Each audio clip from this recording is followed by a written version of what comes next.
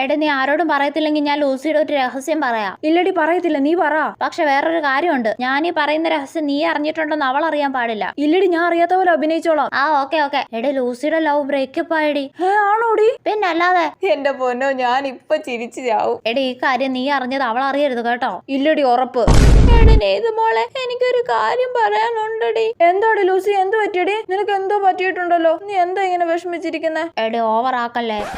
ഇത് മോളെ, എന്റെ ലവ് ബ്രേക്കപ്പ് ആയിടി. അയ്യോ ആണോടി? എന്നാ പറ്റിയതാടി? പറയടി, എന്നാ പറ്റിയതാ? എന്തൊരു കഷ്ടമായത്. എടാ നീ കരയുന്ന കണ്ടത്തൊന്നും നിന്റെ ലവ് ബ്രേക്കപ്പ് ആയെന്ന്. എടി നീയല്ലേ പറഞ്ഞ അറിയാത്ത പോലെ അഭിനയിക്കാൻ എന്ന് പറഞ്ഞ് ഇങ്ങനെ ഓവറാക്കി ചളക്കാക്കണോ? എങ്ങനാടി നിങ്ങൾ ബ്രേക്കപ്പ് ആയേ?